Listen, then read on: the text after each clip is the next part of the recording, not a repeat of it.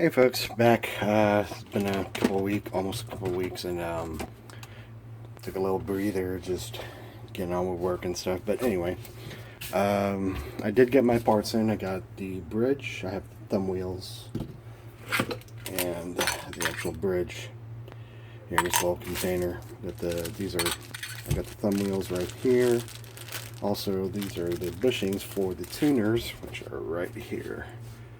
Just temporarily on there.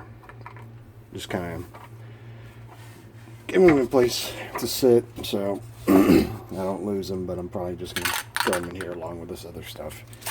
Anyway, here's the bridge base.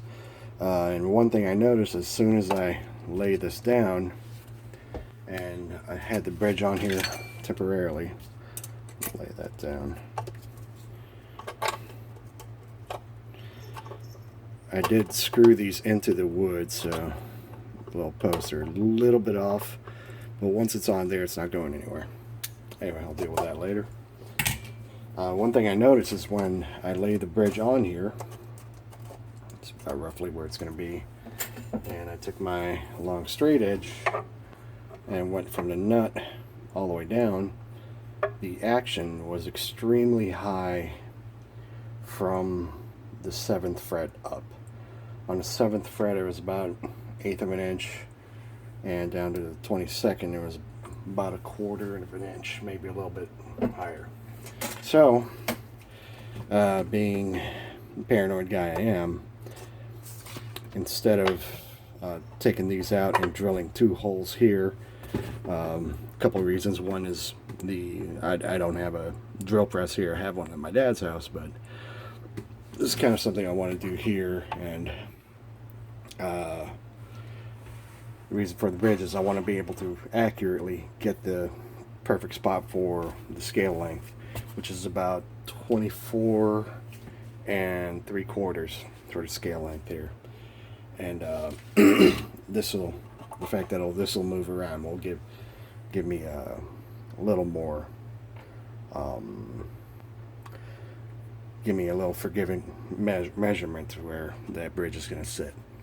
And also, along with the tuners and the bridge, I also got a bone nut from GFS, which sits perfectly in there. And what I did here, since there's a tiny little gap where it looks like they might have scraped off a little more of the fingerboard or cut it short, I put in a little piece of veneer and I glued it on there with some Tide Bond, and I just did that here a few minutes ago.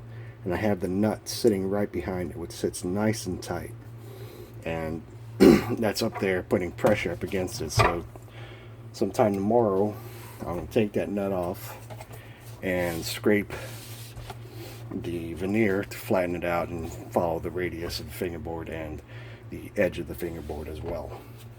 So that nut will sit perfectly on there.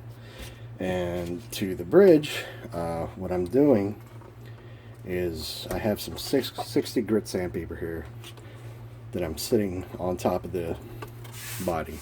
And remember, these bodies have a nice bowl right inside of it, so there's a nice curve. It's not a flat surface, so, and this thing sits perfectly on it. But since the action is too high, I have to take off some material on the top, because I don't want that action. It's pretty much a lap steel guitar if I do that. So what I'm going to do, I'm going to take the couple pieces of sandpaper, some masking tape, take this along the edge,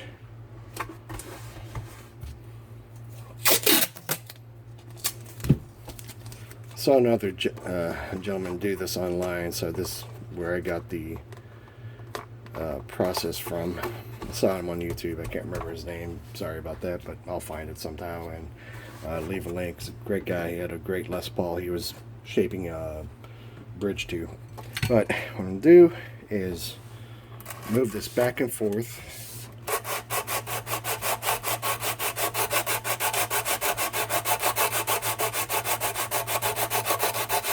until I take off a little more than 1/8 of an inch. I'm going to keep doing this and keep measuring with the bridge on here and see if I can mash this on there.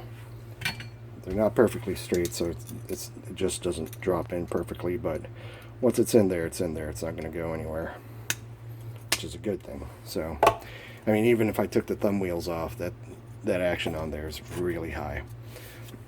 So, with some 60 grit, I'm just going to keep moving this back and forth until we're going to go pretty far. So, go to about right there. You need to sharpen this pencil. Basically, this flat piece right here, I'm going to take off about where that line is.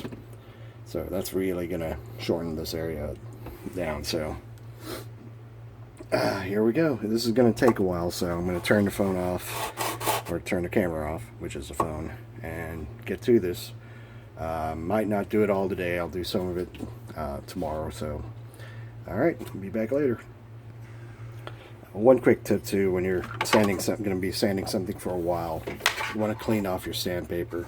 This came off a little bit, so just grab your. I just took my vacuum cleaner, took off some of the stuff, some of the dust that's coming off from the base, so your surface is always clean on your piece of sandpaper. So it cuts a lot better. Or if you don't, you're going to have a bunch of stuff on there, and the grains pretty much will go from 60 to 80 and keep going up until it's not sanding anymore. It'll sand a little bit, but not a lot. Not as effective as it should be. So just keep it clean. I'm going to do this after a few passes. Just got my vacuum cleaner here to clean up everything. So anyway, be back. I guess I'll show you what I'm doing. I'm just laying it down and moving it back and forth. And I'm not putting any downward pressure on that, because since the wood isn't exactly unbendable, it's not exactly the most rigid thing in the world. I want to distribute the pressure evenly, and if I do that, if I push towards the middle, only the middle is going to get, most of the middle is going to go away, and the ends might sit up high. So I'm just doing this with almost no pressure,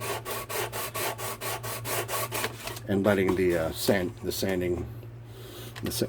piece of sandpaper and the weight of the bridge base and bridge do the work for me. Anyway, I'll keep going at this, and I'll see you guys in a little bit.